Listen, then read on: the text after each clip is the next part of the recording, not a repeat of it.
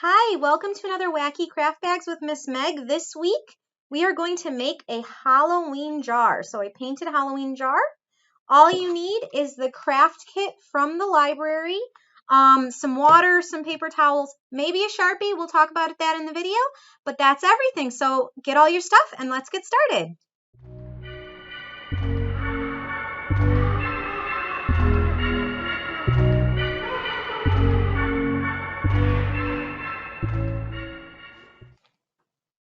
In everyone's kit, you're going to get the same things. You're going to get your mason jar, which has already been spray painted this purple glitter. The light will show through this, so it's okay. If you have weird kind of drifts of paint, don't worry about it. You can cover it up with a sticker or just leave it. It'll look cool.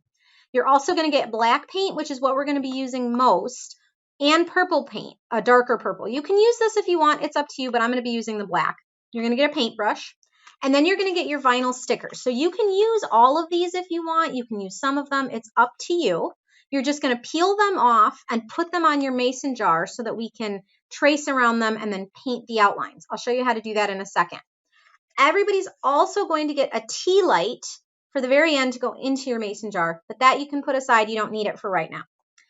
What I recommend you also having, I'm going to use a Sharpie to outline my shapes. I think that'll be a little easier, and then I'll paint insides. You don't have to do this. You can use all paint. It's up to you, or you can use all Sharpie. It's your call, but I'm going to do the Sharpie outline and then the paint. You're also going to want some water in a cup to rinse your brush, and you're going to want some paper towels. I have these stickers to use, so I'll show you how these will work, but it's going to be the same thing as your sheet. So we'll get started. To start, you're going to want to decide where you want all of your shapes to go. So I've already drawn a little bat here with my Sharpie. I used one of these little guys, so I'm not going to do him again.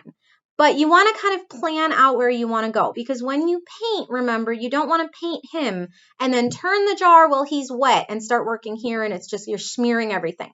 So kind of plan out where you want things to go, what you want to go where. I think I'm going to put the pumpkin down over here. So I'm going to peel him off very carefully. So you just want the vinyl to stick onto the jar. It won't last forever because the glitter isn't going to keep it on, but it's enough to trace it. So I'll show you. I'm going to trace the pumpkin, and then I'll peel him off.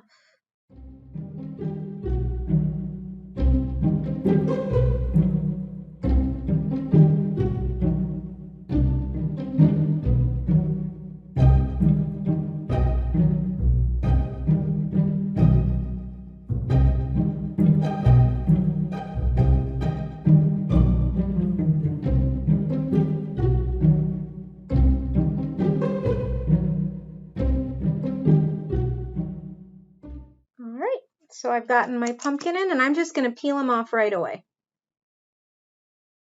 Come on, you.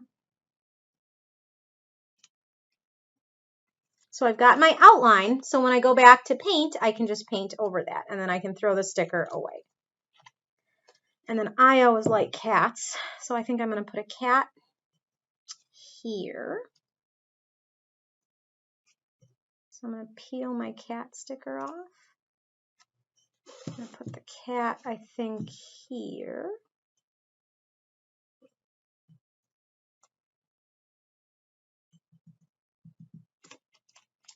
And then start tracing him.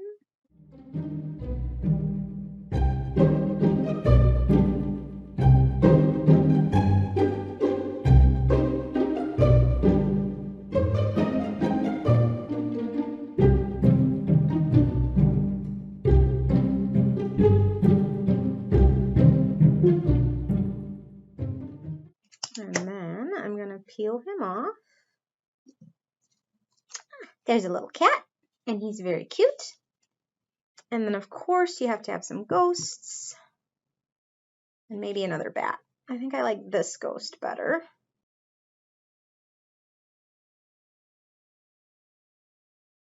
He's going to go up here. Now, on the curves, it's a little bit harder, so you're going to want to try to press down as much as you can so you can get him as flat as possible.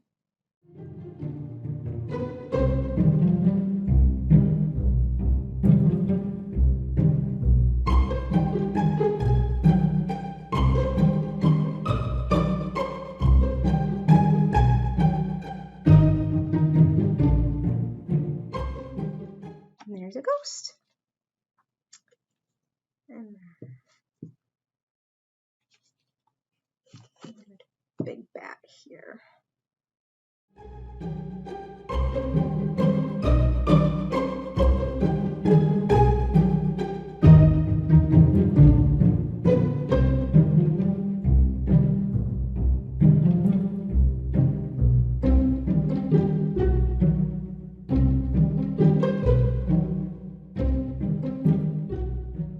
Little bat.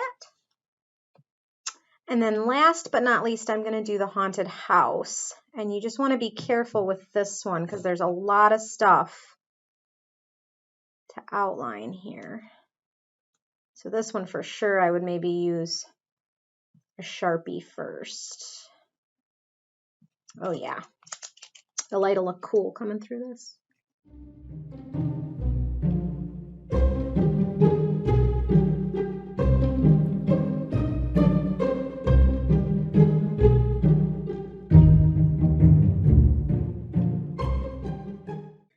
I don't know if I'm going to do this little figure in here, so I might just leave that.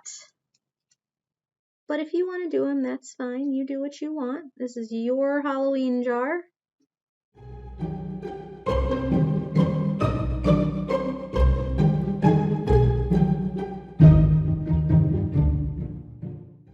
Okay, and now let's do the outline. Up here, the kind of the turret room has given me grief, so I'm going to kind of hold it down while I trace.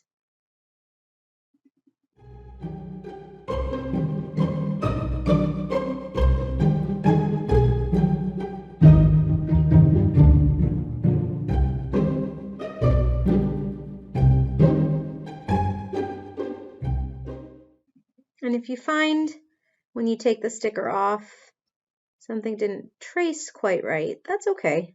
Just fill it in. And when you get the paint on it over it, it'll be fine. You won't even be able to tell. I kind of flatten him out. Okay. So let's peel this off. Very good. Oh, come on. Very nice. See? A little haunted house. All right. So I'm going to start painting now. Okay, so this is acrylic paint. Both colors are coming in a plastic bag, so you should be able to keep it pretty contained. You do want to work on a covered surface. It will come off fingers, not so much clothes, so be careful. And then what I do is I get my paintbrush a little wet. If you have a different paintbrush at home, feel free to use it. These are just ones we've included. You don't want to get it super wet. The point isn't to do that. I'm just trying to keep it kind of so it's getting a little bit of a point at the end, okay? Now, don't load your paintbrush with a ton of paint because this is fine work. You want to kind of just get a little bit on your brush. And you see, I've only gotten a tiny little bit. And then very gently, you're going to start painting. And it's okay if you're just dipping every couple of strokes, that's fine. You don't want this to be a ton of paint on there either because you do want the light to kind of shine through on the other side. Here, let's try to get these weird bristles together. You want the light, the tea light, to come through.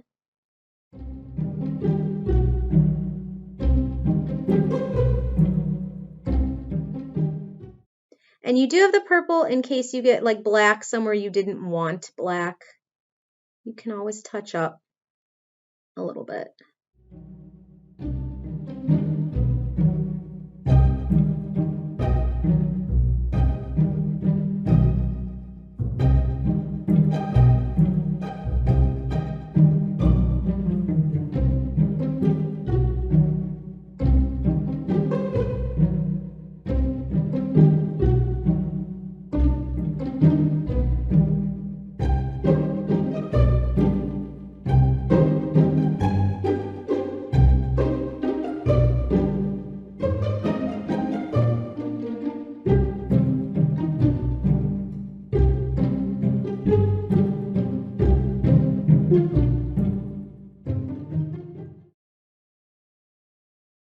don't have to be totally exact.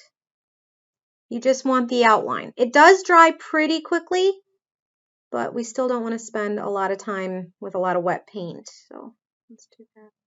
Yeah, that's better. Okay, I'm going to start rinsing my brush. You don't want a huge paint buildup on your brush. So periodically clean it off, dry it well in your paper towel. And I like to twist while it's a little damp, kind of slicking all the pieces, all the little flyaway bristles together.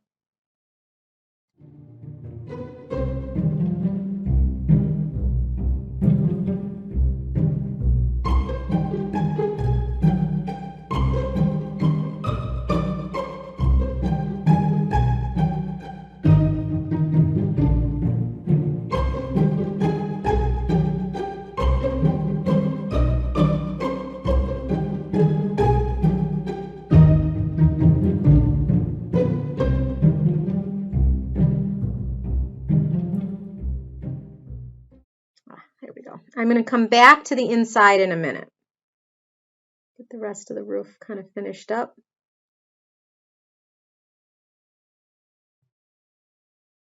I will clean my brush off when I go to the inside in between the 4 windows there.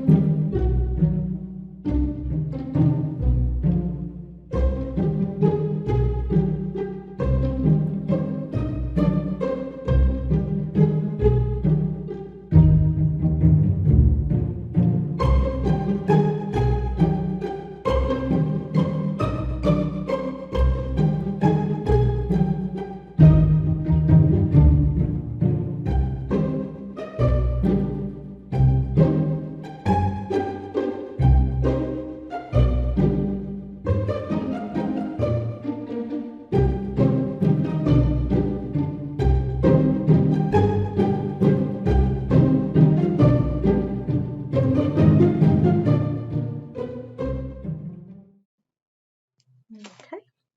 Now I just want to go back in between those 4 windows, or those 3 windows, and I am done with the house. Okay. So a little damp, just a tiny little bit. A little bit more. Come on.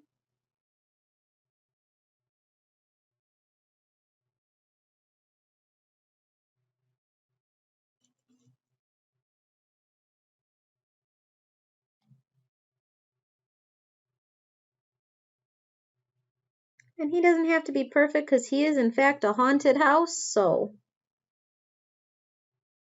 if his windows are a little off, it's not a big deal.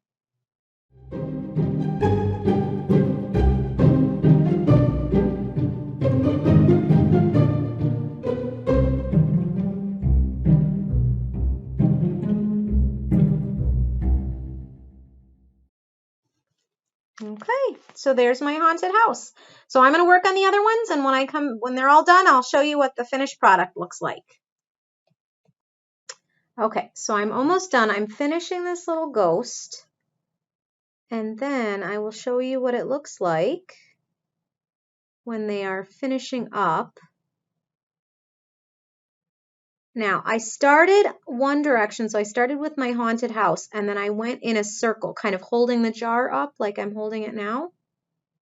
It's probably your best bet because this does dry pretty quickly, but you don't want to like let something super wet sit on your counter because it might, or your table, it might smudge, get things dirty. So make sure things are mostly dry, which you will be able to tell. I'll show you. And again, doesn't have to be perfect. You just want it to be the silhouette so that the light shows through. All right, I think my little ghost is done. Okay, so you can see he's still really wet. He's got that water sheen. My house, which was the first thing I did, has sort of flattened out. It's kind of a flat matte look now. You can see some of the sparkles through it, but that's okay. So the cat's still a little damp, see right in there. So just let this dry, let this air dry for a while. And then if you'd like, when it's done, you can put a coat of Mod Podge over it to keep it on. You don't have to. I wouldn't put this outside though, because it'll probably, the colors will come off. But just let it dry for a little bit, and then we'll look at it with the tea light in it. Okay, so our jar is mostly dry. So you can see the next step is just to take your tea light, turn it on the bottom. There's a switch. Just kind of push it forward till it turns on. Drop your tea light into the bottom. And you have a Halloween display. You can still see the light through the paint and all of your shapes around it. When it's super dark, right now it's only a little dark, it will look really cool. And the light sort of flickers a little bit. So you have a really neat Halloween decoration now. Thanks so much for watching Wacky Craft Bags. Make sure to subscribe for more great content, and we'll see you soon. Bye.